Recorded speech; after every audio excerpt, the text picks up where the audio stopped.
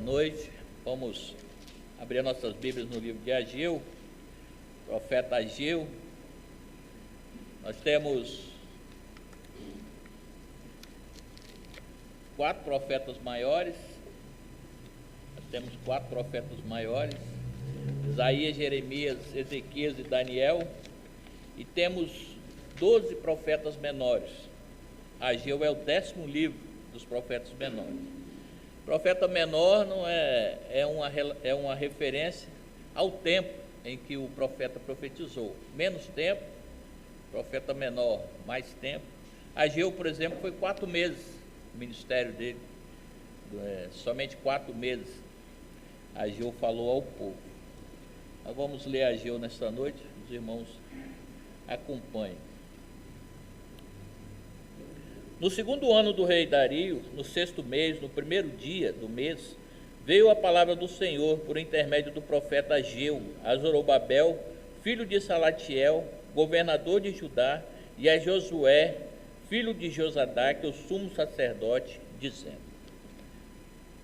Nós vamos orar e depois nós vamos continuar lendo à medida que o sermão for caminhando. Senhor Deus, nós te louvamos, Pai, pela tua graça e misericórdia. Suplicamos, ó Deus, que o Senhor esteja neste momento com os teus servos, que estão impossibilitados de estarem aqui, ó Deus. Aqueles que estão acamados, aqueles que estão com entes queridos, ó Pai, como é o caso da Daíris, que está com seu pai internado, que o Senhor esteja consolando o coração dela, ó Deus, a família, Deus, cuidando do pai dela e outros mais, ó Pai, tantos outros nesse mundo que têm sofrido com essa pandemia. Nós, ó Deus, na noite de hoje, dia do Senhor, nosso desejo é estar na casa do Senhor, mas por vezes somos impedidos por questões de saúde e outras.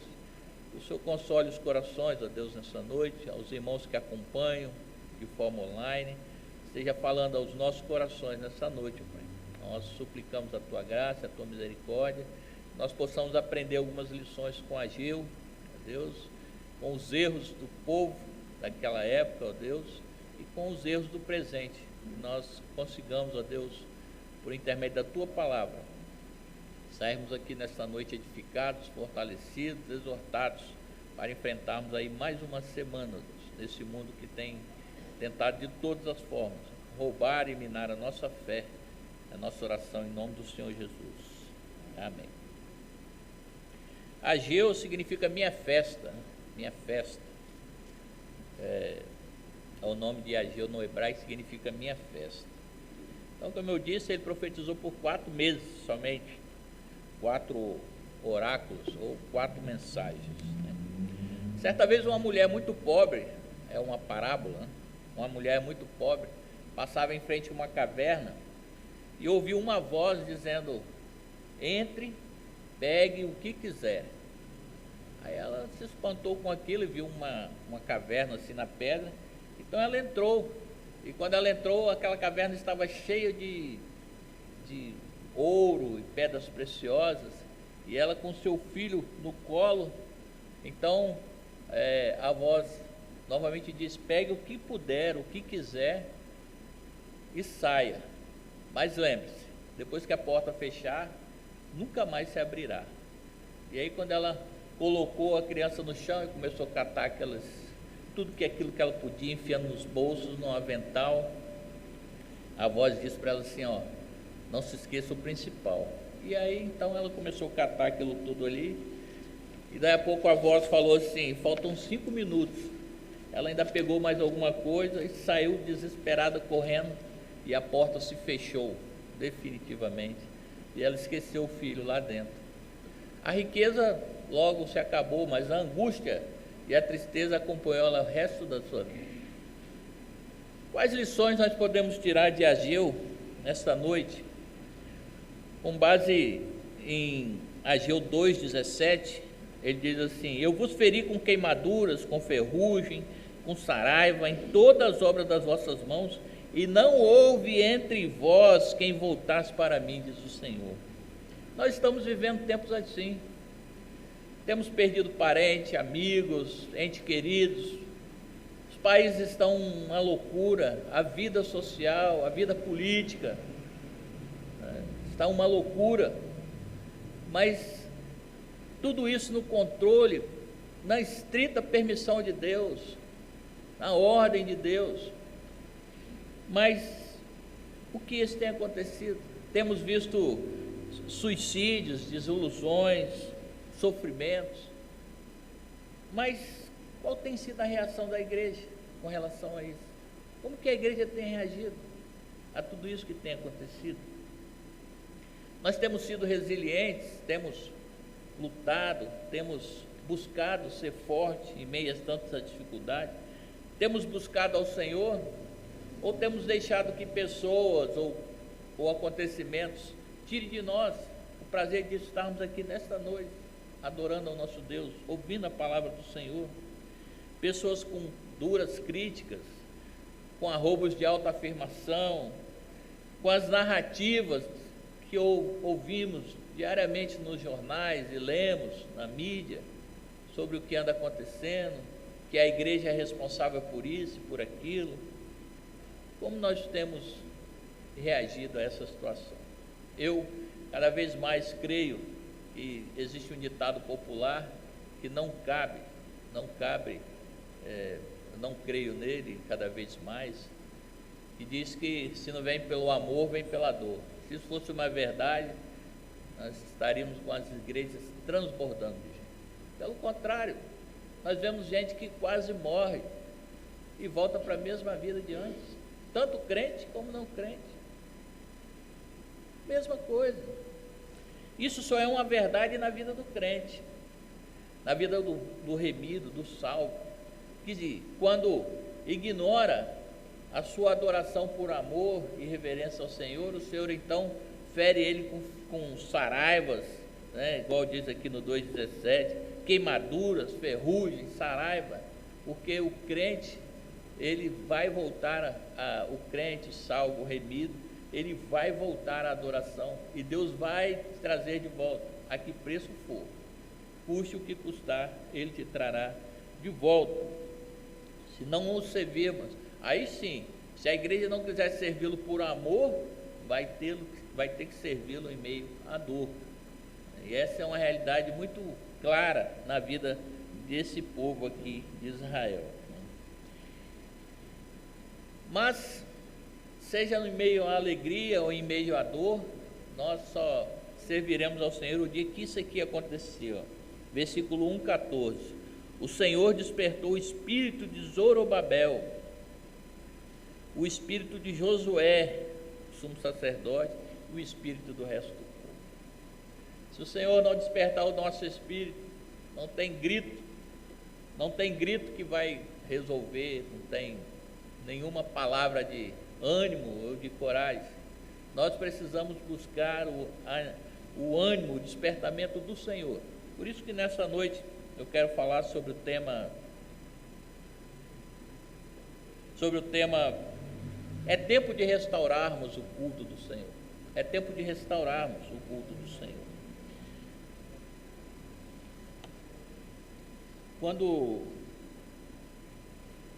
Quando eu falo tempo de restaurar o culto, a Ageu fala de restauração do templo, né?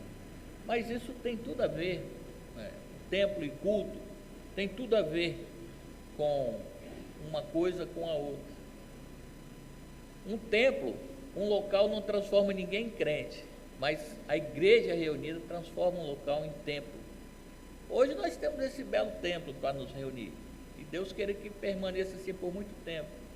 Mas se um dia não tiver mais esse templo e nós não podemos nos reunir, e tivermos que nos reunir na casa dos irmãos, então lá será o templo de adoração ao Senhor.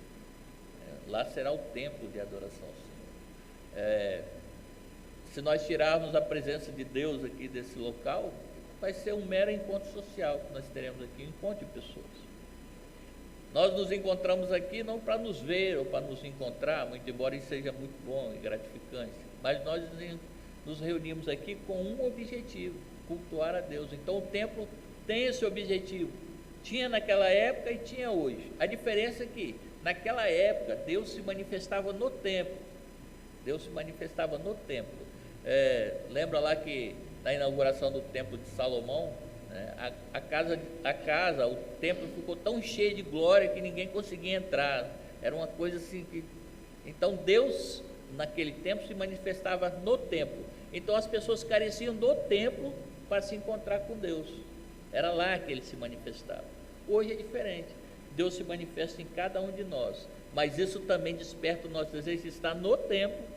E aí o nosso é aqui, Nova Brasília é lá, e cada um com a sua respectiva igreja, né? Mas o fato de Deus se manifestar em nós também levanta em nós o desejo de estar no templo para cultuar. Então, o templo sempre foi um local de culto, sempre foi um local de culto. Nessa época, Jerusalém estava cercada de inimigos, sem muros, como nós podemos ver lá em Neemias. Estava também com uma péssima colheita. Nós podemos ler aqui, do versículo 10 a 11. Por isso o céu vos retém, o capítulo 1, de 10 a 11. Por isso o céu vos retém o seu orvalho, e a terra os seus frutos. Eu fiz via seca sobre a terra e sobre os montes, sobre o cereal, sobre o vinho, sobre o azeite e sobre o que a terra produz, como também sobre os homens, sobre os animais e sobre todos os trabalhos das mãos. Então, Jerusalém estava nessa situação. O templo de Salomão, que levara 7 anos para ser construído, foi totalmente destruído. Os babilônios, eles destruíram, derrubaram o templo, levaram todo o ouro, tudo, eles destruíram tudo. E ficaram cativos então por 70 anos. Então Ciro assumiu, né, o reinado, libertou o povo, e aí o povo voltou. No segundo ano então do rei Ciro, eles levantaram o altar, começaram a levantar o templo, mas os inimigos chegaram para participar, os samaritanos queriam participar da construção do templo. Então o sacerdote e o governador disse: olha, vocês não têm parte com a gente aqui, isso não é obra para vocês, isso é nosso templo. Então eles escrevem cartas para o rei Artaxerxes. O rei Artaxerxes então manda parar a obra. Então eles pararam a obra só com o altar e com os alicerces, as paredes, sem tapar o templo e nada disso. E isso ficou dessa forma por 19 anos. 19 anos, irmãos, se passaram e nada do povo construiu o templo.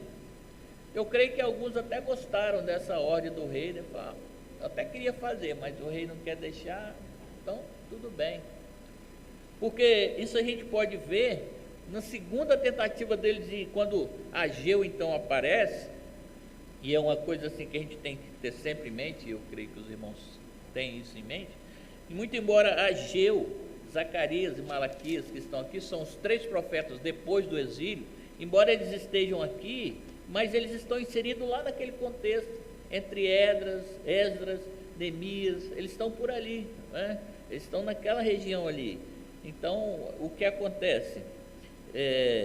Na segunda tentativa, quando Ageu aparece e Zacarias, lá em Esdras, né? Porque para você entender Ageu bem, você precisa ler um pouco de Esdras, lá aparece assim, e o profeta Ageu, aí exortou o povo, tal, e não tem um conteúdo, o conteúdo de Ageu está aqui, então você começa a ler lá fala de Ageu, mas se você quiser saber o que Ageu fez, aí você tem que ler, mas assim, está tudo junto lá, é uma mesma história.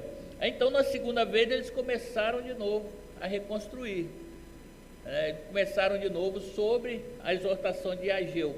Então o povo escreveu para o rei de novo, só que dessa vez eles falaram o que eles não disseram antes. Eles disseram assim: olha, o rei Ciro deu ordem para que a gente construa o templo. E se você olhar lá em Esdras, no capítulo 1, no início, vai dizer que o decreto do rei Ciro é justamente para isso: liberta o povo para que eles vão para a sua terra e construam um templo, tal.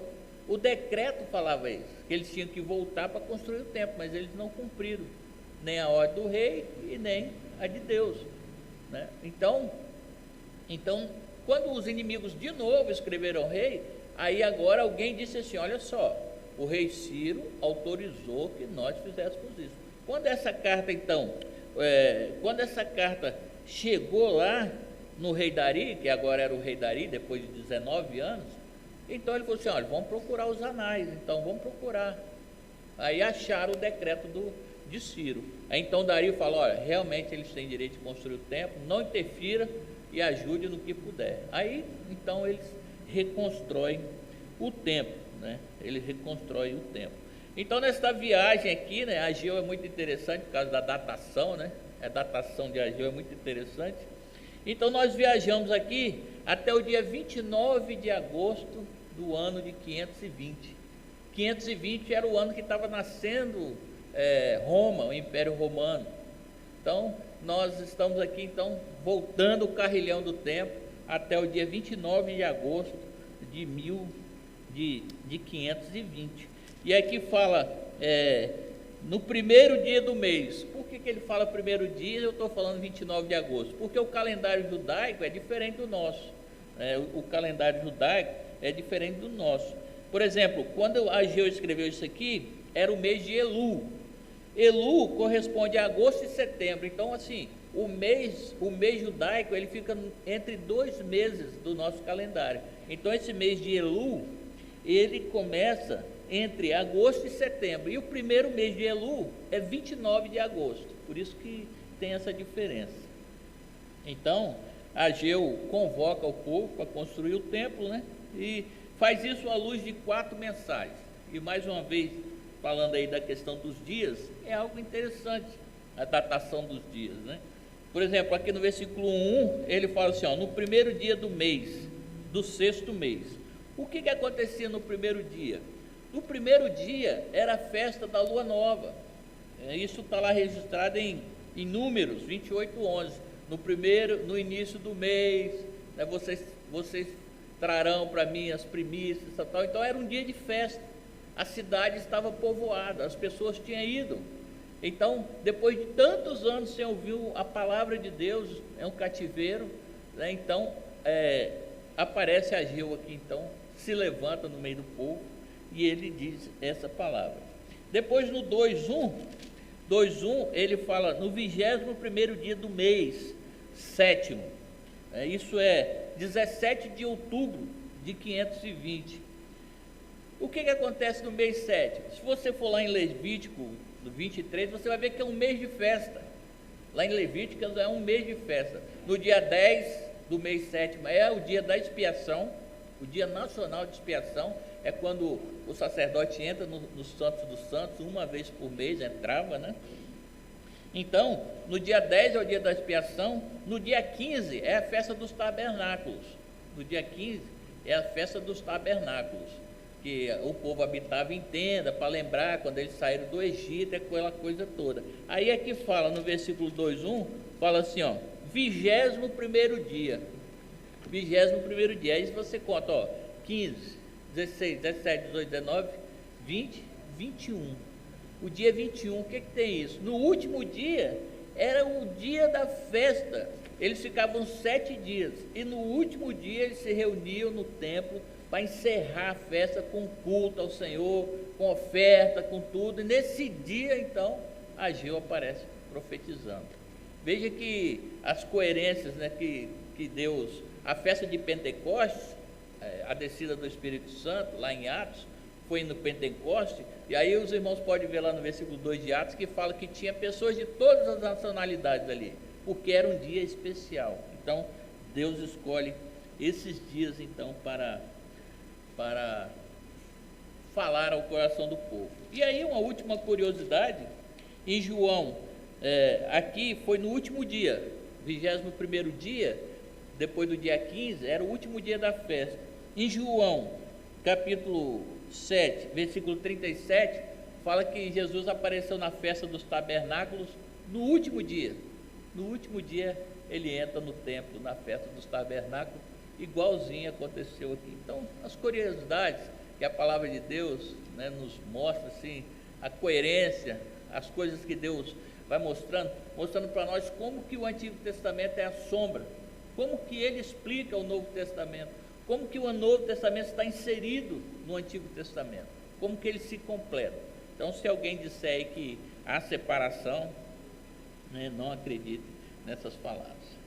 Então, é tempo de restaurarmos o culto de Deus, o culto ao Senhor. E de que forma? Nós somos chamados a rever o excesso de cuidado em nosso conforto pessoal. Nós somos chamados a esse texto a rever os nossos conceitos com relação ao nosso conforto pessoal.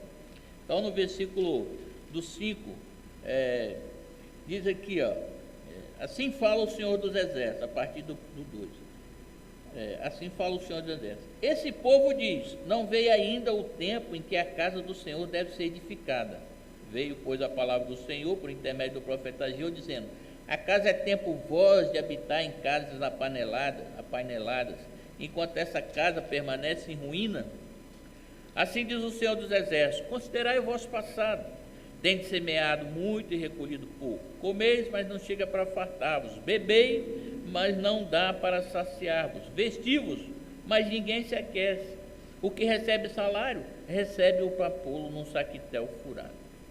Então veja, o que aconteceu aqui? Alguns comentaristas falam até, porque quando Ciro libertou esse povo, Ciro deu a ele, pegou todo o material que Nabucodonosor tinha levado, as peças de ouro, em menor quantidade, é claro, né, porque muita coisa se perdeu, mas Ciro devolveu o ouro, Ciro deu decreto para que eles conseguissem madeira, naquela época deles lá, né, o cedro do Líbano.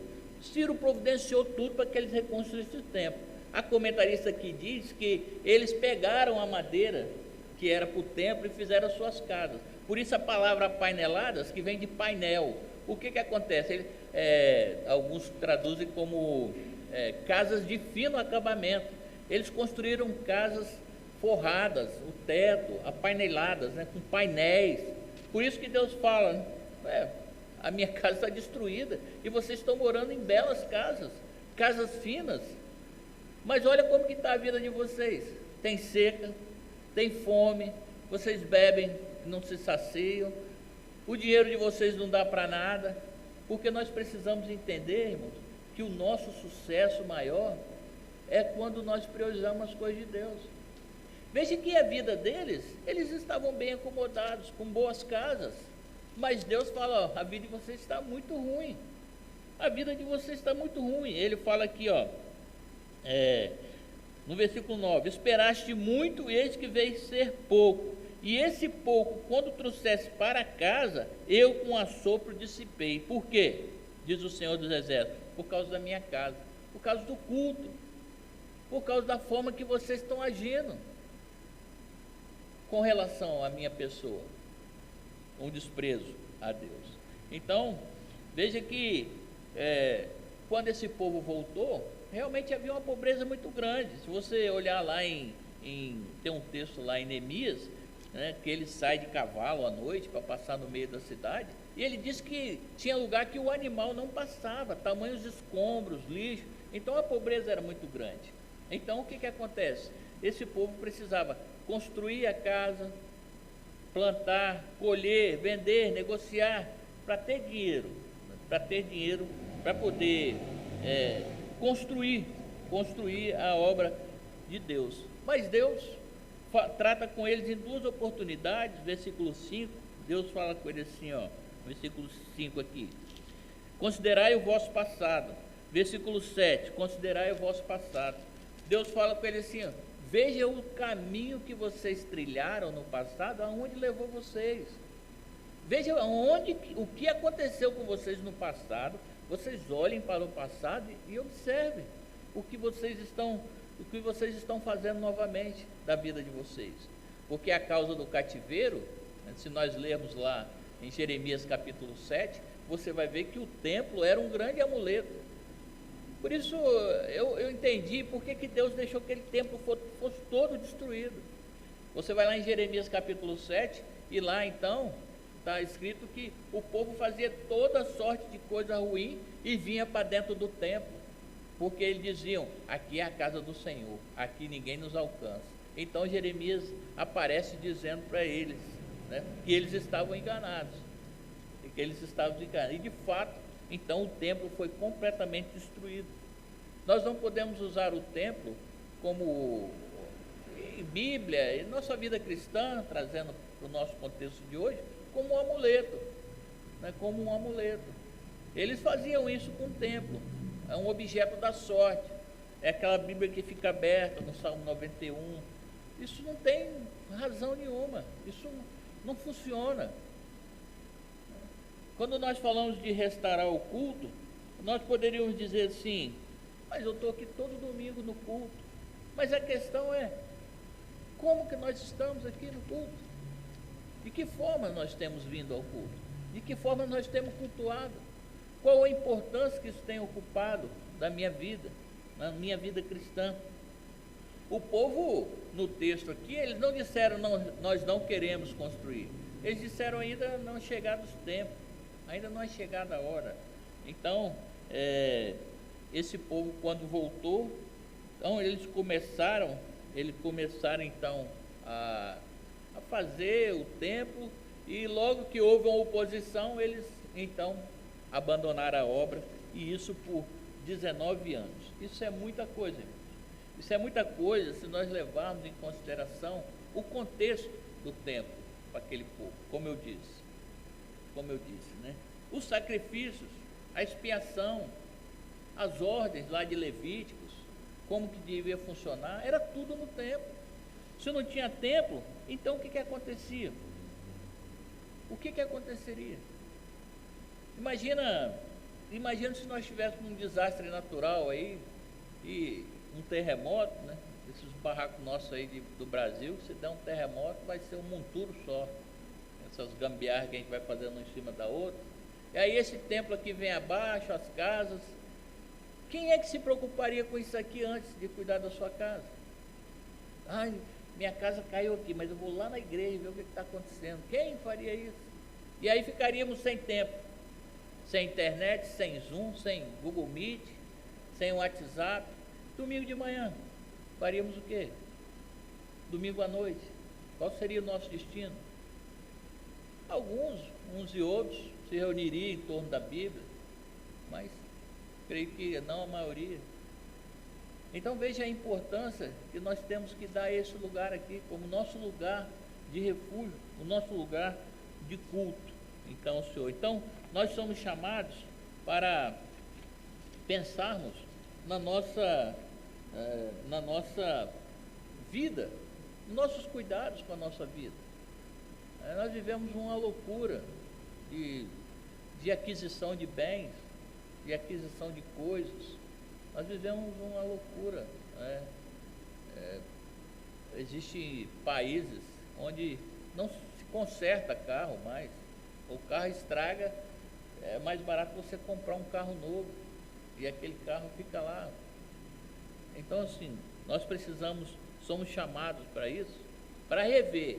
Uma vida de conforto é maravilhoso. Eu desejo para nós o melhor que nós possamos conseguir com o nosso trabalho honesto, né? Mas nós precisamos pensar na casa de Deus. E esse povo aqui, eles não estavam pensando. E a grande lição é o que Jesus nos ensina em Marcos 8,36. Ele fala, olha, ganhar a vida toda, ganhar o mundo todo e perder a sua alma, que benefício há nisso? Paulo, escrevendo aos Coríntios, capítulo 7, ele fala, o tempo se abrevia, os que choram, vivam como se não chorassem, os que se alegram, como se não se alegrassem, e os que compram, como se nada possuísse, e os que utilizam o mundo, como se dele não usasse, porque a aparência desse mundo passa. Então nós precisamos, irmãos, repensar. Ageu chama esse povo para a reconstrução do templo, porque, como eu disse, nós precisamos entender a importância do templo na vida daquelas pessoas. Deus, quando tirou aquele povo do deserto, que eles tomaram assim um lugar, que eles se ajeitaram um pouco, Deus falou, agora vamos construir um lugar que eu quero habitar no meio de vocês. Essa é a relevância do tabernáculo, essa é a relevância do templo, que Deus queria habitar no meio do povo.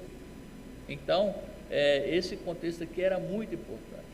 E o povo simplesmente, em 19 anos, trabalhando para construir a sua casa, para reconstruir os seus pomares, suas plantações, será possível que já não tinham chegado o momento ainda de repensar nas coisas do Senhor? Então, a grande lição de nós nesse primeiro ponto, nós precisamos então rever as nossas prioridades com o Senhor. Nós precisamos rever as nossas prioridades.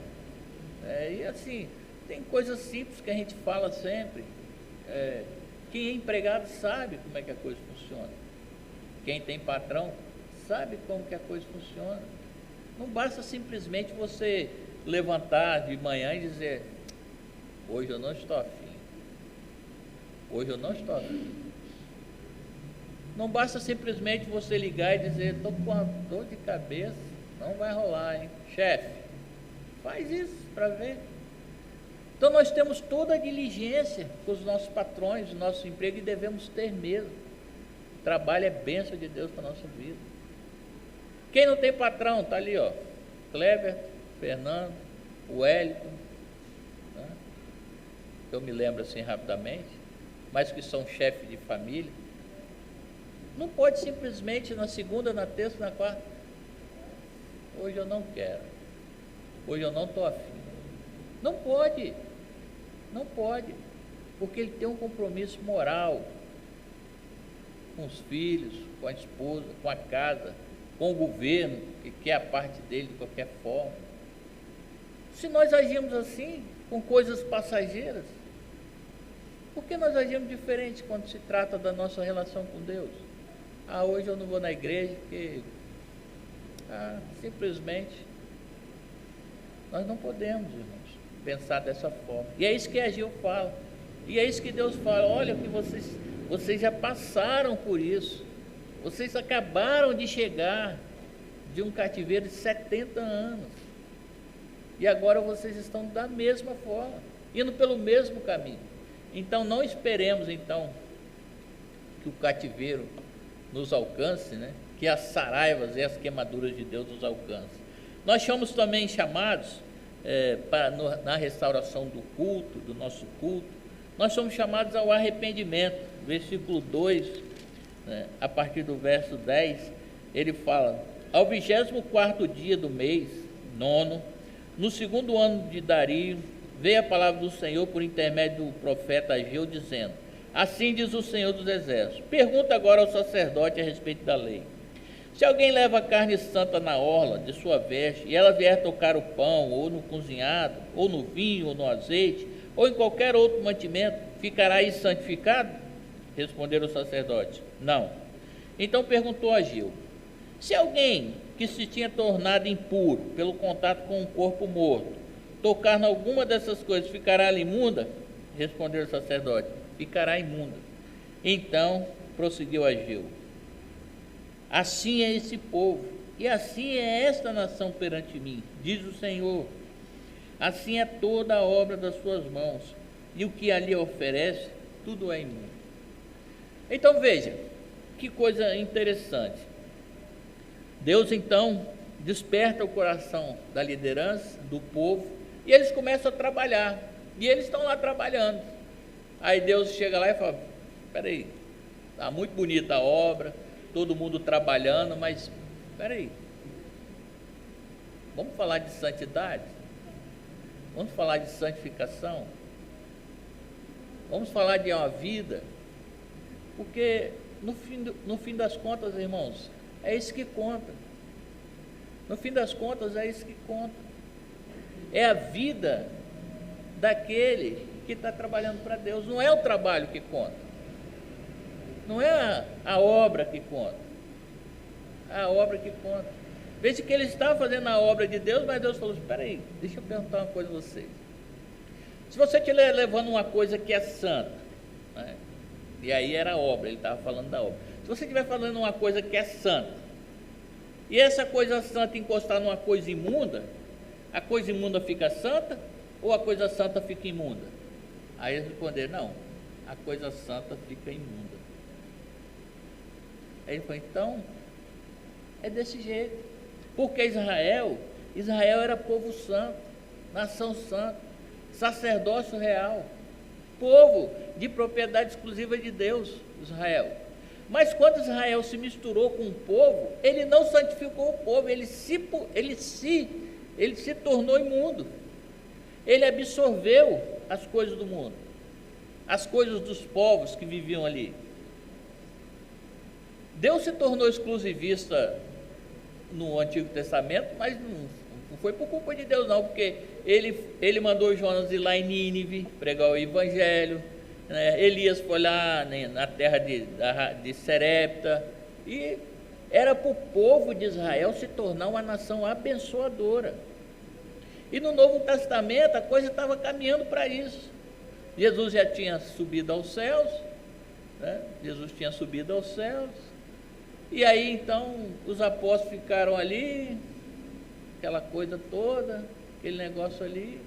Aí o que aconteceu? Veio a perseguição, mataram Estevão, e logo em seguida diz o texto que eles iam fugindo da perseguição e pregando o Evangelho chegou aqui, ali, aqui, acolá, e aí então a igreja se tornou universal. O povo de Israel, eles tomaram Deus para si e não abençoaram nação nenhuma. Pelo contrário, quando eles se misturavam com as nações, eles sincretizavam, eles assumiam os deuses daquelas nações. Então, na esteira dessa ausência do culto, do templo, vinha as outras, né? Vinha as dificuldades financeiras, como falou aqui no versículo 1, Deus falou: eu fiz isso aí, dei seca para vocês,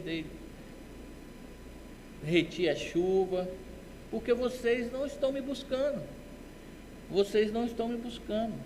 a devolução dos dízimos, Joel fala muito sobre isso, eu não vou enfatizar isso essa noite, é um livro pequeno, mas com denso ensinamento, porque lá em Esdras 3:7, diz o seguinte: deram, pois, dinheiro aos pedreiros e aos carpinteiros, como também comida, bebida e azeite. Então, a obra do templo, ela carecia de dinheiro, e o povo não estava dando dinheiro. Em Neemias 13:10, lá diz assim que os sacerdotes e os levitas foram para os seus campos trabalharem, porque eles não tinham o que comer, o povo não estava sustentando a casa de Deus. Então eles abandonaram os ofícios. Lembra lá que na distribuição das terras, das tribos, Deus falou: ó, os levitas não terão possessão, eles não terão possessão, a herança deles sou eu, Deus falou, a herança deles é o Senhor, então vocês vão sustentar a casa do Senhor. Então os levitas, eles não tinham possessão, eles tinham as tribos, mas eles não tinham possessões, então o povo era obrigado. Então chega esse momento aqui que o povo não estava cuidando de nada da casa de Deus, não estava ofertando, não estava dizimando, não estava construindo, não estava nada. Eles só estavam mesmo preocupados com o bem-estar deles, Uma coisa importante aqui, eu preciso dizer, é que, veja que Deus, ele despertou os líderes. E aí nós, lideranças, precisamos estar atentos a isso. Deus não vai despertar o coração do povo se a liderança não for despertada. Deus então desperta o coração do governador, do sumo sacerdote, e aí então eles conversando com o povo. Se você notar aqui, ó, que Ageu fala com eles aqui, ó, no primeiro dia do mês, né? E no versículo 15, ó, no 24º dia, 23 dias depois que eles conseguiram movimentar esse povo, Deus então desperta o coração do líder, os líderes se reúnem, pensam, oram, como vamos fazer, e aí então Deus desperta o coração do povo, e 23 dias depois eles começaram a obra do Senhor. Então nós somos chamados então para a santificação, devemos nos preocupar com isso, somos chamados ao arrependimento. Terceiro, nós somos chamados para viver nas promessas de Deus, somos chamados para viver nas promessas de Deus, mas isso carece de uma confissão sincera e uma restauração efetuada por Deus. Nós carecemos disso, de uma confissão sincera. Veja o que diz aí no versículo, a partir do versículo 15. No 14, eu parei a leitura e falo, ó, tudo é imundo. Veja, aí ele fala assim, agora, pois, considerai tudo que está acontecendo desde aquele dia, antes de pôr pedra sobre pedra no templo do Senhor. Antes de vocês começarem a obra, lembre-se do que estava acontecendo. Eu vou relembrar vocês, diz o Senhor. Antes daquele tempo, alguém vinha com um monte de 20 medidas e havia somente 10. Né? A pessoa vinha com a medida de 20, mas lá dentro só tinha 10. Né? Vinha ao lagar para tirar 50 e havia somente 20.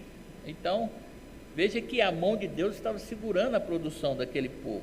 Eu vos feri com queimaduras, ferrugem, saraiva, em toda a obra de vossas mãos, e não houve entre vós quem se voltasse para mim, diz o Senhor. Considerai, eu vos rogo, olha a expressão que Deus usa com esse povo, né? E com a gente também, né? Considerai, eu vos rogo, desde esse dia em diante, desde o 24º dia do mês 9, aqui ó, versículo 15, 24º dia. Desde o 24º dia em diante, quando vocês começaram a trabalhar na obra, aí Deus fala, ó, considerai, a partir desse dia, que se fundou o templo do Senhor, considerai nessas coisas, já não há semente no celeiro.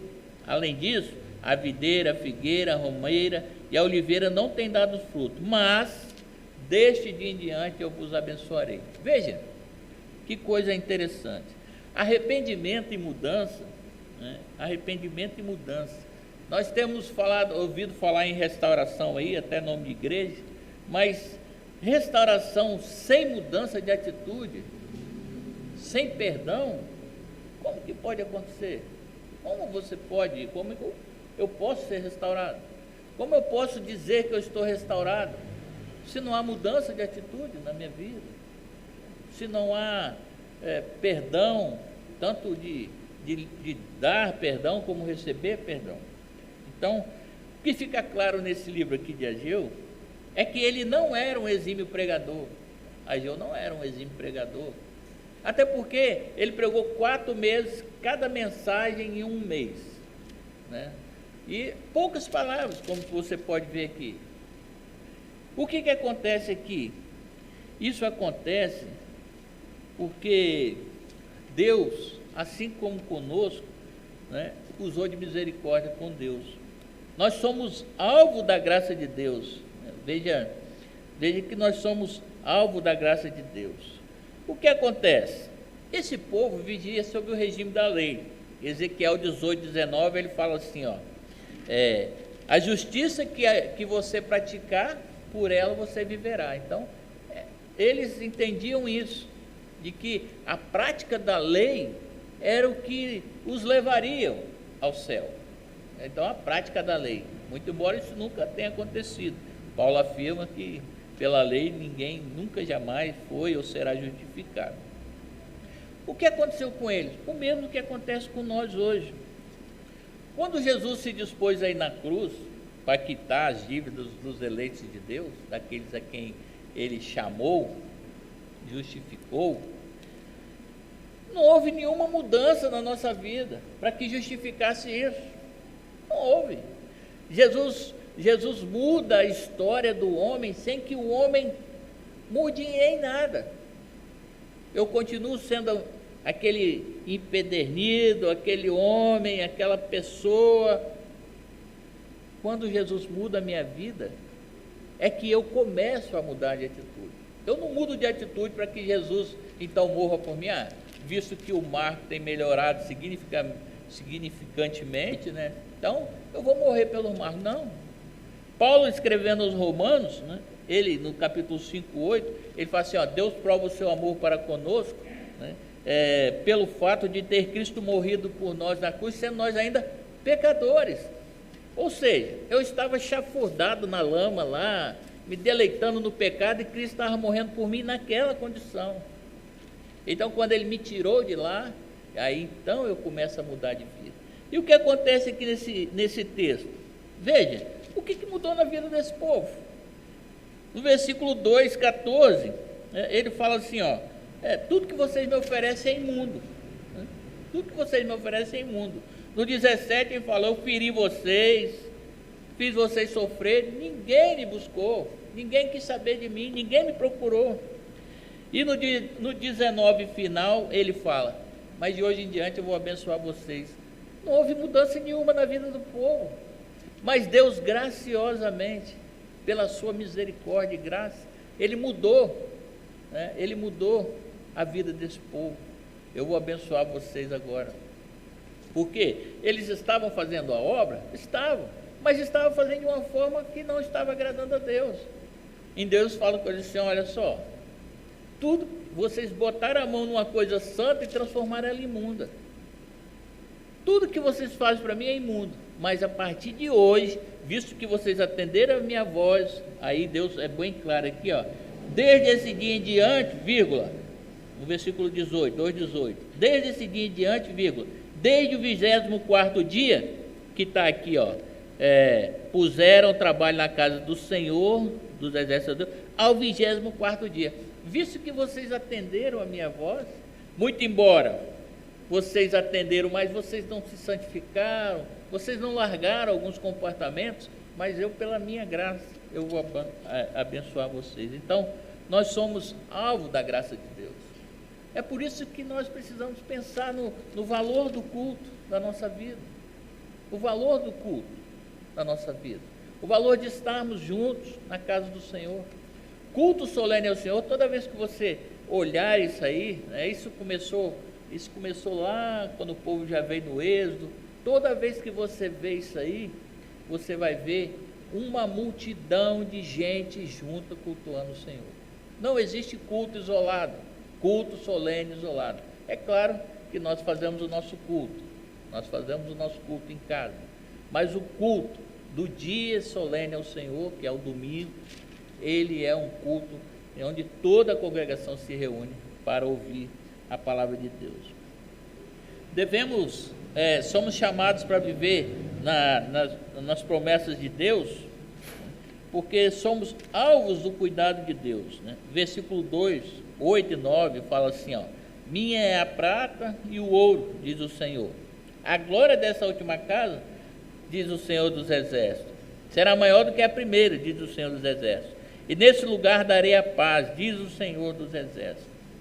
Aí no 22 e 23 ele fala, ó: derribarei os tronos dos reinos, destruirei a força dos reinos das nações, destruirei o carro e os que andam nele, cavalos dos seus cavaleiros cairão um pela espada do outro. Naquele dia, diz o Senhor dos Exércitos, tomar-te-ei, ó Zorobabel, filho de Salatiel, servo meu, diz o Senhor, te farei como um anel de selar, porque te escolhi, diz o Senhor dos Exércitos. Somos alvo do cuidado de Deus. Para a gente entender, aqui, ó, no versículo 2, aqui, ó, Deus fala assim, ó, no capítulo 2, ele fala assim, ó, no versículo 3: quem dentre vós que tenha sobrevivido contemplou esta casa na sua primeira glória? E como a vedes agora, não é ela como nada aos vossos olhos? Por que Deus está falando isso aqui? Aí que eu falo que a gente tem que ir lá em Esdras para entender o que aconteceu. Em Esdras, capítulo 3, versículo 12, diz assim, ó: porém, muitos dos sacerdotes e levitas e cabeças de família já idosos, que viveram a primeira casa, choraram em alta voz quando viram os novos fundamentos desse templo. Esse templo aqui levou 4 anos e meio para ser feito. Salomão foi 7 anos. O templo de Salomão era uma coisa de outro mundo, uma coisa fantástica. Então os coroinhas, né, os mais antigos, quando viram esse novo templo, falaram: meu Deus, que coisa, ficaram tristes, porque eles tinham visto o templo de Salomão, aquela beleza, aquela imponência. Então quando eles viram isso, eles simplesmente choraram. E isso fez muito mal para os jovens, os jovens que não sabiam, não tinham ideia, porque naquela época não tinha fotografia, né? Os jovens, se você construísse ali um templo ali de 5x5, dissesse aí, ó, é o templo do Senhor. Tanto que lá no texto diz assim que havia voz de júbilo, de alegria, porque começaram a construção do templo, mas também voz de tristeza, de saudosismo. E esse saudosismo pecaminoso, né, que influenciou negativamente os jovens ali trabalhando, construindo e tal. Aí os mais antigos começaram, nossa, isso. Aí o jovem falou: o que foi? Ah, meu filho, isso aí, rapaz, se você visse o que tinha aqui, isso é nada. Aí o jovem fala: poxa, eles não sabiam. Os mais antigos acabaram, vamos dizer assim, com a inocência dos mais jovens. E os mais jovens então falam: poxa, então quer dizer que o outro, nossa, o outro tinha um mar de ouro, tinha tal, tinha isso, tinha aquilo. Então os mais jovens foram desanimando. Então, considerar o pecado não é viver um saudosismo pecaminoso, pelo contrário. Considerar o passado, nesse aspecto aqui, é analisar tudo o que aconteceu para não deixarmos que aconteça de novo. É trabalhar no presente para construir um futuro melhor, E aí Deus fala com eles assim, ele fala assim, aqui, no versículo 2:9: a glória desta última casa será maior do que a primeira. O pessoal mais velho, né? Mas o que a Ageu está querendo dizer com isso? Deus não estava falando de ostentação física, porque ele fala: o ouro e a prata é minha. Se eu quisesse algo imponente, suntuoso, de ouro, eu providenciaria, porque meu é o ouro e minha é a prata. Agora, ele fala assim, veja que ele fala assim, dizendo assim, veja, aí ele fala assim, no finalzinho do 3: não é ela como nada aos vossos olhos? Não é isso? Que o povo olhava assim, isso aí comparado com o que o Salomão fez é um nada, é um barraco isso aí. Aí Deus fala: não, vocês estão dizendo que essa não é nada, né? Esse templo, ela vai ser mais gloriosa do que a primeira. Quando que isso aconteceu? Porque Deus não estava falando de beleza física, de aparência. Deus estava falando de glória, né? E quando que isso aconteceu? Quando Jesus então foi levado, Lucas 2, 22 a 35, Jesus foi levado então para ser apresentado aos sacerdotes. Passados os 8 dias da circuncisão, então Jesus é levado. Lá ele encontra com Simeão tem um cântico dele, diz: agora eu posso morrer que eu vi o Salvador. É nesse aspecto que Jesus então, que esse templo ele é maior. E existe um detalhe ainda na história, que Jesus fala assim: destruirei esse santuário em 3 dias, reconstruirei.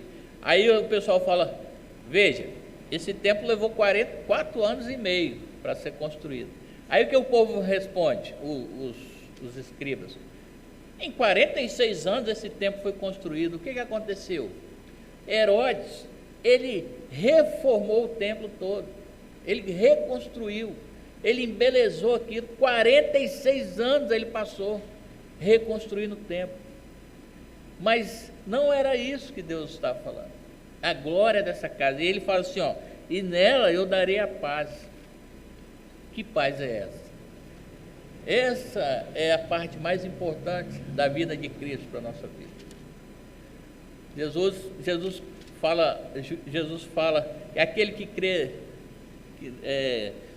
crê em mim tem a vida eterna. Aquele que não crê, sobre ele permanece a ira de Deus. Significa que ao sermos resgatados por Cristo, a ira de Deus é retirada de nós. E aí então nós conseguimos ter paz e comunhão com Deus. Então Deus falou: nesta casa eu darei a paz de Cristo, a paz que excede todo entendimento, a paz que nos liberta, nos livra da condenação eterna. Então, irmãos, Ageu então nos chama principalmente para analisarmos as nossas prioridades. Nós temos visto aí, né, pessoas muito bem sucedidas morrendo de forma até triste, querendo algo que é tão banal, oxigênio, apesar de ser tão importante para a nossa vida, mas as pessoas morrem porque não conseguem respirar isso que está aqui, ó, e é completamente grátis. Uma vida de sucesso, uma vida maravilhosa, mas em que resultou isso? Então, veja que o problema desse povo, eles estavam plantando, eles estavam colhendo, eles estavam morando em casa boa, no entanto a vida deles estava. Deus falava que, olha, vocês colheram 50, vocês poderiam ter colhido 100. Vocês queriam 20, mas só tem 10. Por quê? Porque a vida de vocês está um sucesso. Vocês estão morando em casa boa, vocês estão plantando, vocês estão colhendo, vocês estão com saúde, mas vocês estão esquecendo de mim. Vocês estão esquecidos do meu tempo, da minha casa e por consequência do culto. Então, nós precisamos, à luz de Ageu, pensar nas nossas prioridades. Pensar nas nossas prioridades. Deus precisa ser a nossa prioridade. Deus precisa ser a nossa prioridade. O culto a Deus tem que ser a nossa prioridade. O culto solene, o culto em casa, o culto no meu trabalho, o culto que deve ser a minha vida, deve ser prioridade. Bom, finalizando, irmãos, não há quem possa com a igreja de Deus, porque é o próprio Deus que peleja por ela. E ele falou lá em Mateus 16, 18, que as portas do inferno não prevalecerão contra a igreja de Cristo. Não é contra a IPB de Itacibá, é contra a igreja de Cristo. A igreja de Itacibá pode fechar, como muitas outras já fecharam, mas a igreja de Cristo é gloriosa. A igreja de Cristo é gloriosa. Então, mas eu creio piamente e firmemente que fazemos parte da igreja de Cristo. Então estamos por Ele protegidos e guardados. Deus chama, Deus santifica. No entanto, Deus quer que nós priorizemos. Veja que Deus restaura a vida daquele povo. Deus restaura a vida daquele povo. Deus, então, transforma a realidade deles. Fala, a partir de hoje eu abençoarei vocês. Mas é necessário que nós estejamos buscando isso. A nossa vida cristã é como, comparando de forma bem pobre, é como o nosso salário. Se nós não sairmos para buscar, nós não teremos. Então nós precisamos o quê? Nós precisamos de trabalhar a nossa vida cristã. Somos salvos pela graça, mas a partir daí vem a nossa responsabilidade, a responsabilidade humana, de buscarmos conhecimento, de buscarmos entender, de buscarmos saber, de buscarmos santificar, de buscar priorizar, e aí então Deus ouvirá do céu, sarará a nossa terra. Mas Ele requer então que a igreja o busque, o priorize. Devemos priorizar então a obra de Deus. Esse povo aqui da época de Ageu, acima de tudo um povo eleito, escolhido pelo Senhor Deus, remanescente do cativeiro, mas era um povo que estava numa letargia espiritual. Estava numa letargia espiritual. Eles faziam um sacrifício, tinham um altar, tinham as festas, como foi o dia da mensagem do Senhor, dias de festas, eles se reuniam, mas a casa de Deus estava abandonada. Então estava faltando algo na vida daquele povo, estava faltando capricho, zelo com o culto, e é isso que nós precisamos então, para a glória de Deus.